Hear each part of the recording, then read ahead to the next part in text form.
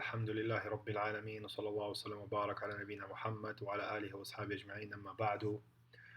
We have reached the end of the introduction of this book القول السديد في الرد على من أنكر تقسيم التوحيد by Sheikh عبد الرزاق ibn Abdul Muhsin al-Badr حفظه الله تعالى. And I congratulate those of you who had the patience to continue, especially if you have been working the vocab. If you have done so by now, you've seen that the days have passed very quickly, but you have accumulated a very large amount of vocabulary, and your understanding on how the Arabic language works, especially on the aspect of sarf, how to derivate different meanings from one root word. This understanding of yours should have increased quite significantly as well. We are now going to enter into the first chapter of the book, and in this chapter right here, the author, as you shall see, starts by just quoting the refuted individual by giving his introductory quote where he claims that the categorization of Tawheed is falsehood, but without quoting his arguments yet.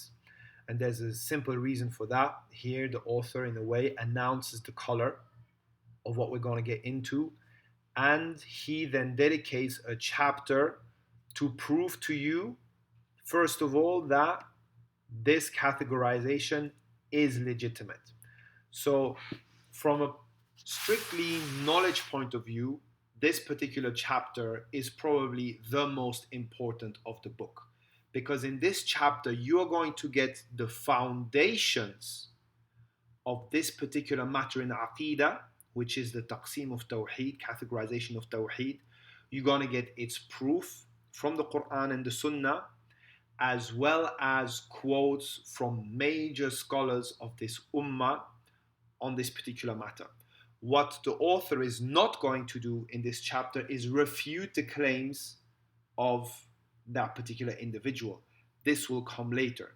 So before starting to refute, he wants to make sure that you get a solid foundation that will enable you, that first of all will make you understand your religion better, make your heart at peace in case you have heard any shubha, even if you don't really know how to respond to that shubha, that ambiguity, because you're just never going to be able to respond to every ambiguity. As long as you know the truth, that is sufficient for you. Just keep those ambiguity out of your life. But then later on, he's going to bring these ambiguities and refute them in a very precise and academic way, as we shall see. So in the next series, in the next part of this series, lesson 9 to 14, we're going to look at the following. So what are the categories of Tawheed? That is going to be the first lesson. Second lesson, what are the proofs or some of the proofs for these categories? So I'm saying here the categories and not the categorization. All right, so here we're just going to see, okay, there are three categories, proof for the first one, proof for the second one, proof for the third one. All right, and then he's going to mention a synthesis on this by Al-Imam Abdurrahman As-Sa'di rahimahullah ta'ala.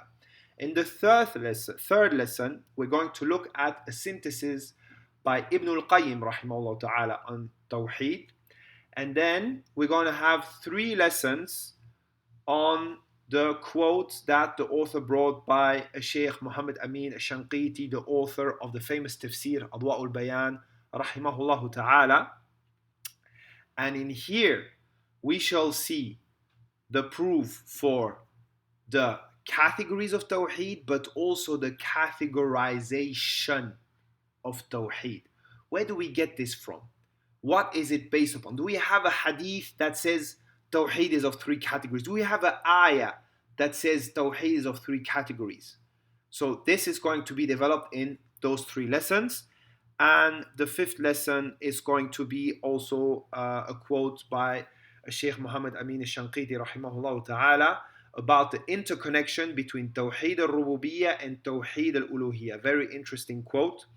And finally, we shall look at a quote by Sheikh Bakr Abu Zayd, hafidhahullah ta'ala, likewise on the interconnections between the categories of Tawheed. So have patience, keep going. If you have gone so far, I do believe that you have found benefit in this. If you do know people that are at the level of entering into such books, do share this with them. Subhanakallah wa bihamdik, ashhadu an la ilaha illa anta, astaghfiruk wa atubu ilayk.